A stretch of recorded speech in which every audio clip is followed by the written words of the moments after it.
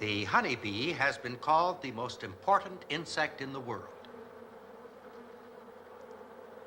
Because of its importance and unique way of life, the bee has been studied more carefully than perhaps any creature except man himself.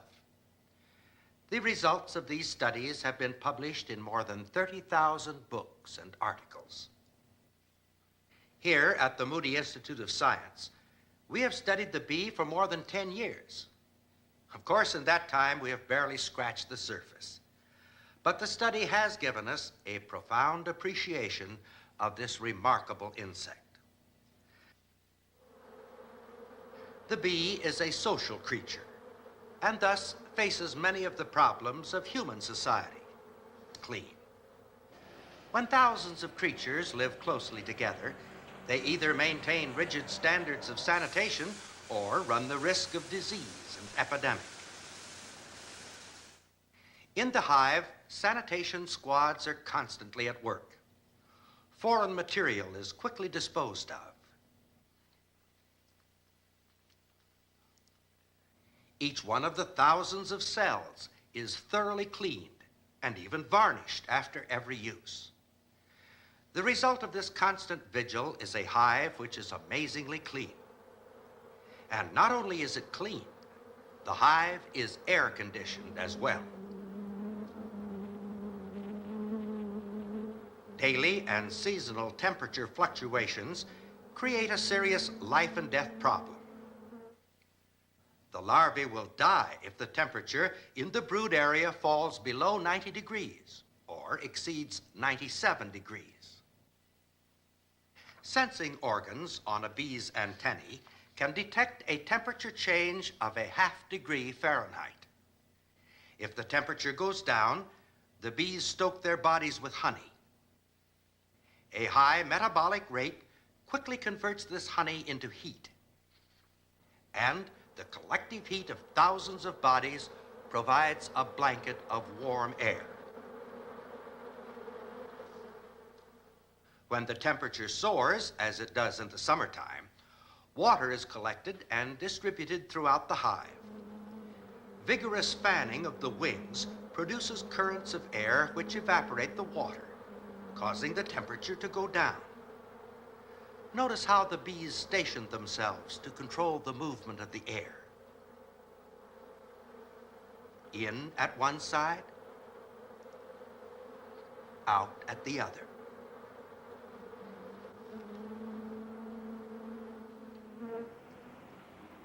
International law recognizes the right of any country to regulate the passing of persons across its borders. Only those who meet certain requirements are permitted to enter. There is a striking similarity between this procedure and that which exists between hives of bees. Guard bees constantly patrol the entrance. Each hive has a distinctive odor, and just a swipe with the antennae tells the guard whether the bee trying to gain entrance is a citizen or an alien. Aliens are forcibly ejected.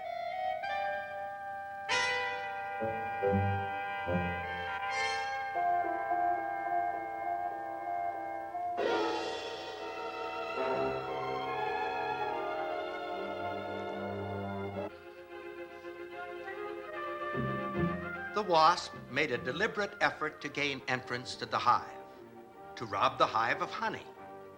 The caterpillar just happened along, but it makes no difference.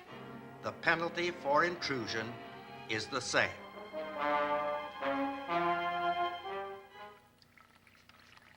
A saucer of sugar water will allow you to make an interesting observation of the efficiency of the bee society. Place the saucer in a quiet spot in the backyard. It may go unnoticed for hours or even days. But once a scout bee has located it, in a matter of minutes, other bees appear. How are so many of them able to find the saucer so quickly? Did the scout bee return to the hive and lead them back? No. Fantastic as it seems, the scout bee actually told the other bees where the food was located. The world owes much of its knowledge of how bees communicate to the keen observation and perseverance of the brilliant Austrian scientist, Dr. Karl von Frisch. Dr. von Frisch made thousands of observations over a period of more than 25 years, checking first one theory and then another, until at last he discovered the language of the bees. For one thing, the scout reveals the kind of nectar she has found simply by passing out minute samples. More information is conveyed through a complex figure-8 dance.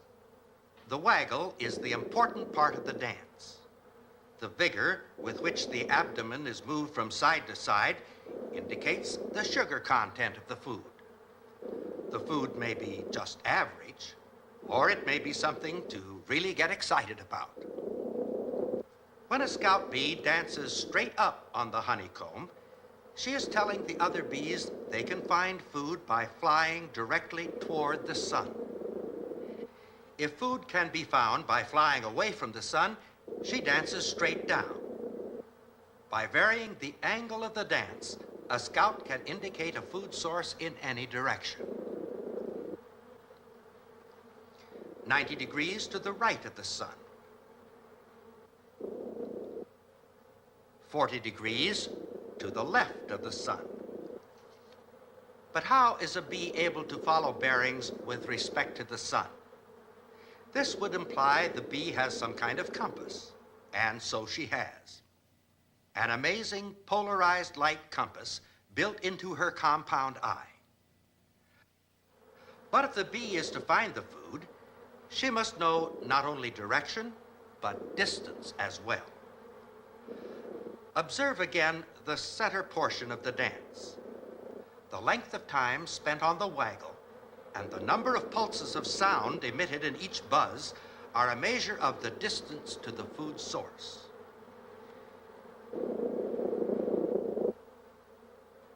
This scout is telling the others of food 3/10 of a mile away. This one indicates a food source at a distance of 1 7/10 miles. But more than simple distance is involved. A bee normally flies about 15 miles per hour. However, her ground speed will vary according to the direction and velocity of the wind. The amount of effort required to reach the food must be communicated in order for such problems to be solved. To demonstrate that the bee language really works, we set out 3 feeders. The first near a stream. The second near a grove of trees. The third along a fence. The scout discovering feeder number 1 is marked with a dot. The scout discovering feeder number 2 is marked with a bar, and the scout discovering feeder number 3 with a cross. In a matter of minutes, the scout bees are back at the hive, busily sharing their discovery with the other bees. Now let's see how well the messages are received. The bees crowd around, sensing with their antennae the movements of the scout. These bees are marked with the same symbol as the scout bee they are attending, but with a different color. In a short while, the marked bees begin to arrive at the feeders, but only bees with dots visit feeder number 1. Only those with bars visit feeder number 2. And only crosses visit feeder number 3. In each instance, the bees visit only the feeders they have been told about. So we say the dance of the bee is a briefing session, communicating to other bees specific and precise information as to the kind of food, its sugar content, and the direction and distance which must be flown to reach it. The extent to which the bees rely on the accuracy of the information is seen in the matter of fuel supply. One might suppose that bees leaving the hive would take along a full load of fuel, but such is not the case. Actual measurements of the stomach contents of the bees going to predetermined locations reveal they take only enough fuel to reach the flowers they are to work. To carry more would deplete the honey reserves of the hive and cut down on the payload to be brought back. This is serious business for a bee. If the fuel runs out before the new source of supply is reached, the bee will die. Occasionally, you see a bee struggling along the grass. Some strange turn of events caused her to run out of fuel. You can nudge her or even give her an elevated position from which to take off, but she can't fly. There is not enough fuel to run those wing muscles. But feed her some sugar water or honey, and before long, off she flies. Bees actually stake their lives on the accuracy of the information they have been given, and the system really works. In 1 year, in the United States alone, 247 million pounds of honey were harvested. This was in addition to approximately twice that amount used by the bees themselves. This means that the bees sought out, sucked up, transported, and processed about 1,500,000,000 pounds of nectar. Converted into honey, this would fill 41 million cartons and make a stack nearly 8,000 miles high. The population of the bee city varies throughout the year. The 80,000 inhabitants will, within a few months, shrink to 15,000. Then, just as suddenly, build up again. This fluctuation is no accident. It is the result of a carefully regulated system of population control, the key to which is the queen bee. When a queen is needed, a group of workers called nurses select several very young larvae and feed them an abundant supply of royal jelly. One of these will become the queen. Thus, in a very literal sense, a queen is made, not born.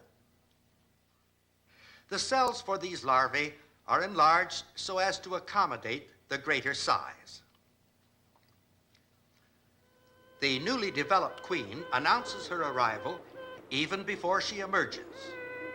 The piping sound is a challenge to any other queen to prepare for battle.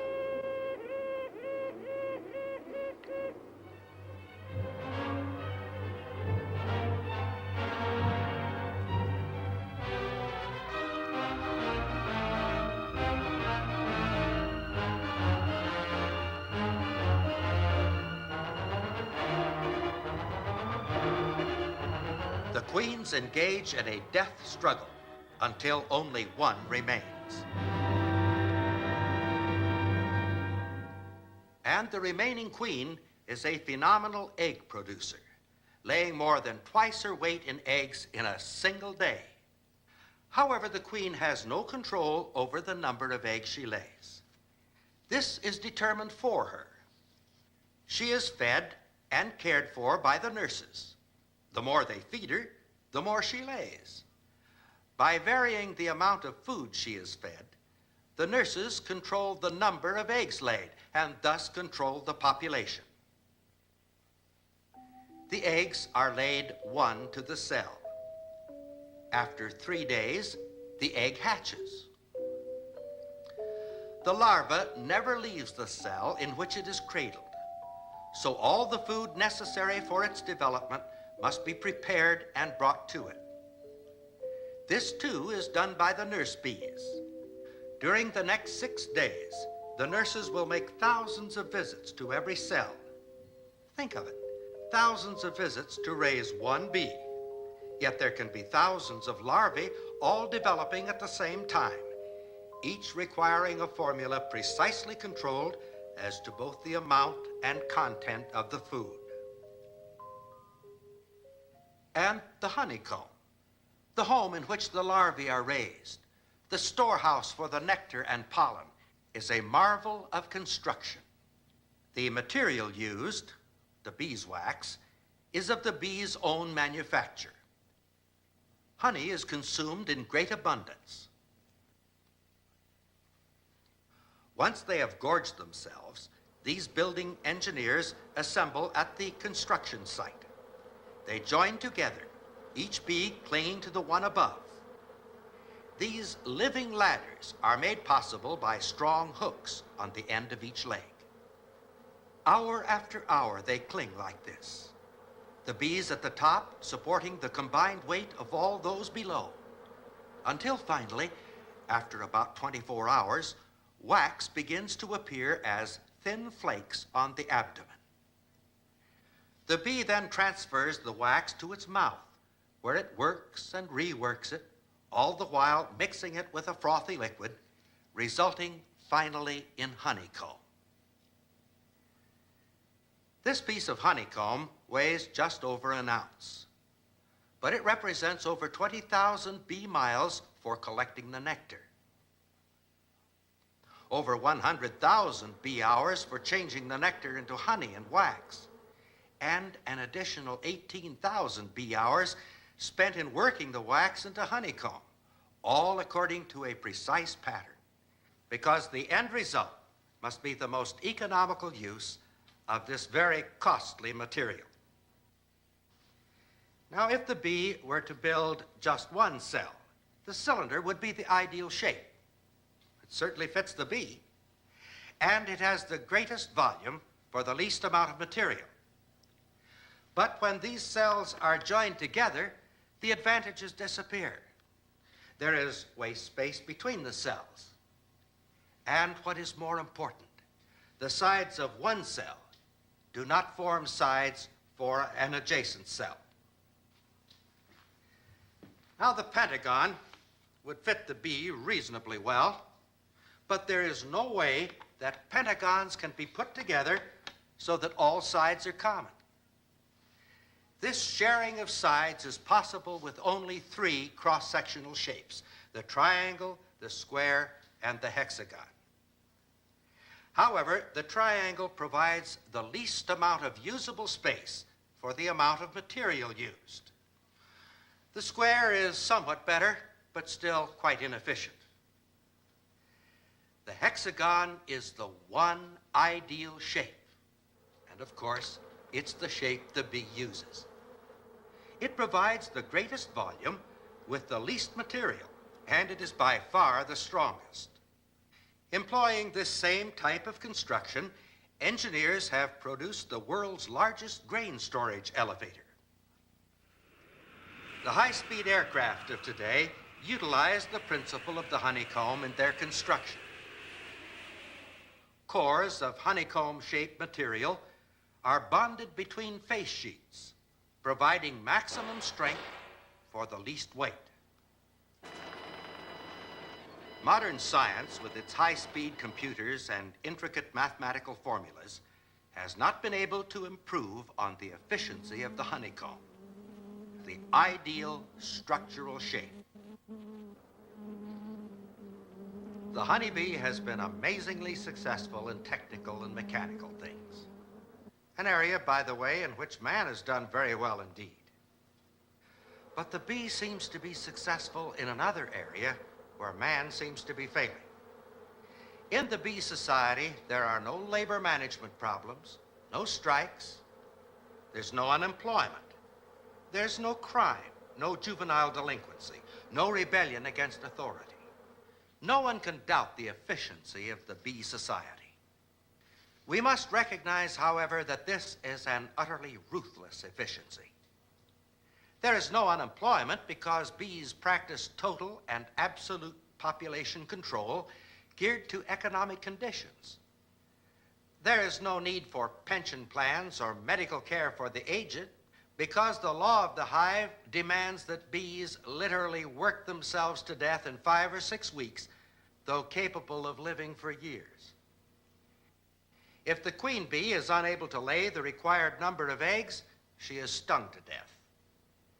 As soon as the mating period is over, all of the drones, or males, are also done away with. In the beehive, the individual is nothing. the state is supreme. This system works for the bee because every bee follows a specific behavior pattern and is locked into that pattern by what has, in the past at least, been called instinct. There are those who propose that man should adopt a social structure similar to that of the bee. In so doing, they are fully aware that they are proposing an utterly ruthless society. They are also aware that man is not instinctively locked into such a behavior pattern, and so they propose to substitute force for instinct. No thoughtful person could possibly give assent to such a proposal unless first he had accepted two major tenets of atheistic materialism. One assumes that man is merely a highly developed animal and that he differs from the lower animals only in degree, not in kind. The second assumes that there are no absolute standards of right and wrong, and that what standards we do have are largely artificial, unrealistic, and unworkable. In other words, it is assumed that there is no behavior pattern designed to meet the special needs of man. And so man is free to develop his own standards or even borrow a behavior pattern from the animals. But is it true that man has been left without a standard of behavior? History clearly indicates that every civilized society has been based on certain moral and ethical principles which are contained in the Ten Commandments. Now, many people laugh today when the Ten Commandments are mentioned. They seem to feel that they're outmoded, that they're not relevant to the needs of modern society. But is this true? How long has it been since you read the Ten Commandments? They contain such things as thou shalt not kill, thou shalt not steal or covet, thou shalt love thy neighbor as thyself. Is there anything wrong with this as a pattern of behavior? Think what the world would be like if every person were locked automatically and irrevocably into this pattern. There'd be no war, no crime, no racial problems, no poverty. You could disband your armies and your police, and we could take all the locks from our doors, and man could devote his time and attention to that which is constructive. No, there's nothing wrong with the pattern. It's perfect.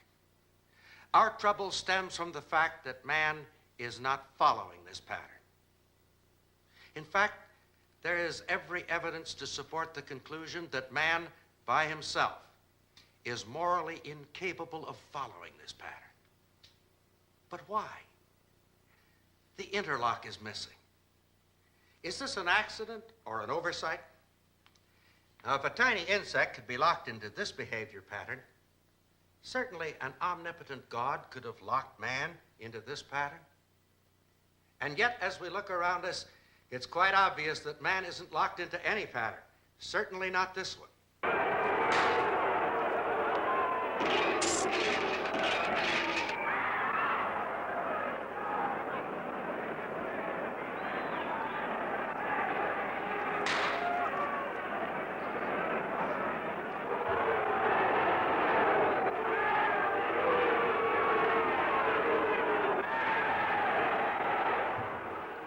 Now, think carefully for a moment.